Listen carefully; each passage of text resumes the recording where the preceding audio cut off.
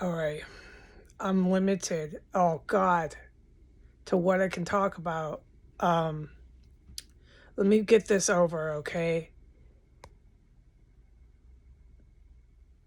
Thank you is not the correct word, but I'm traumatized. I have no vocabulary. I'm not talking about out there.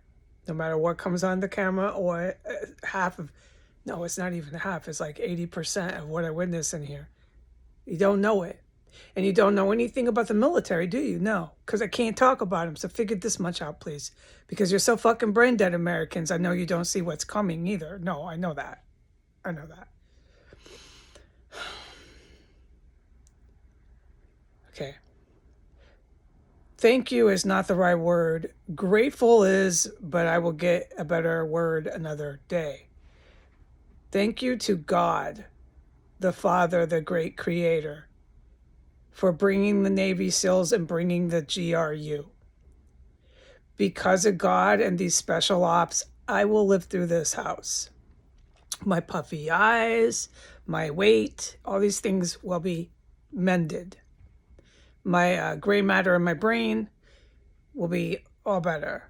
Mamacita will speak again. I am to say I'm safe.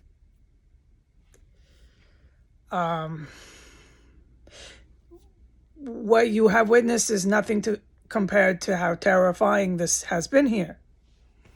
The homicides I have heard, screaming, gargling, smelled, the cooking of the people, the fuck, dude, I can't report it anymore. Hardly any of it. There's the cooking of they after they saw him up, and then they started eating them here. That wasn't a surprise. It progressed to that.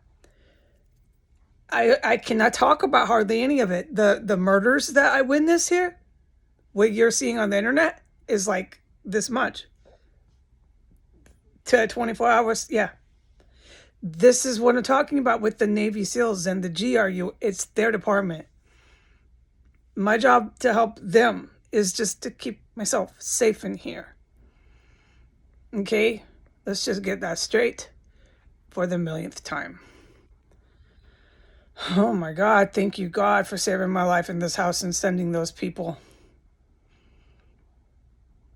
Yeah, but they do, and I am green lighted to say I am safe. Okay, it's fucking terrifying in here. But this is what God wanted. So when I hate to use this kind of language, but it's all I remember. So when the shit goes down, all right, nobody's wondering why. No, it's clear why. It's not just going to go down in this house, the city, the entire nation.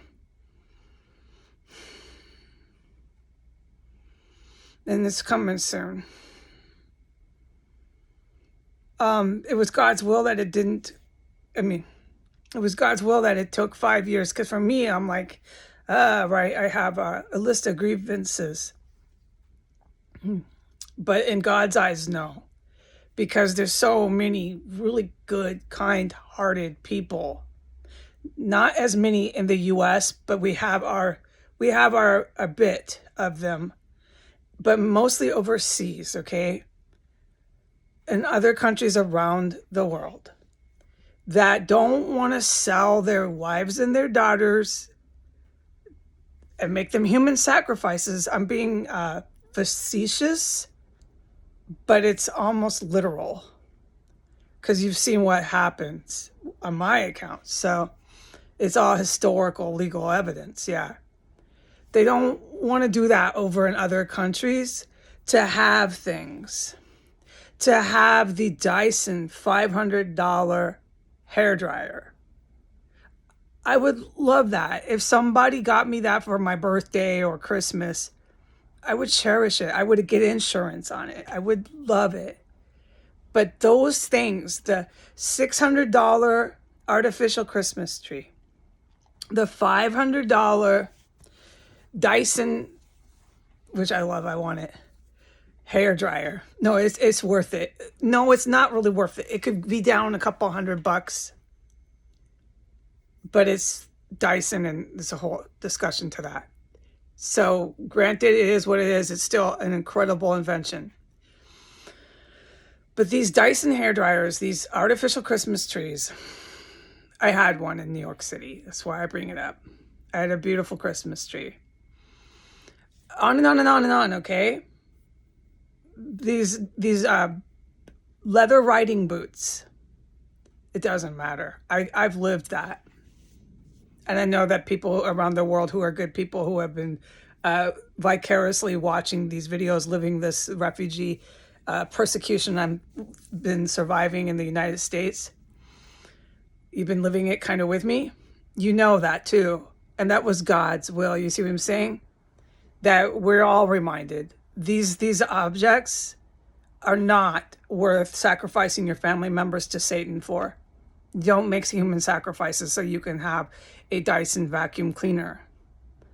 Okay? And the people in the United States and Europe and some of them in the Middle East are going to learn the hard way what happens when you do that, when you start sacrificing. This is an analogy, but it's almost literal. You start sacrificing your kids and your family members to the gods so that you can have an evil devil ritual, right? This is analogy, but it's almost literal. So that you can have this Dyson hairdryer. I gotta have it. It's like the movie Hobbit or whatever with the ring. I gotta have the precious ring. Watch this stuff. Read that book. Those creams and stuff so you're not puffy under your eyes. Now, just rest and not being terrified would resolve a lot of my problem. But I'm telling you, I've lived it. That doesn't matter. What matters is my baby cat, son. What matters is the GRU and Navy SEALs. I will do anything I can to make sure they're safe. And you know what? They do it for me too, which was my opening. And it's cueing me to kind of close it because I want to keep it short, under 15 minutes.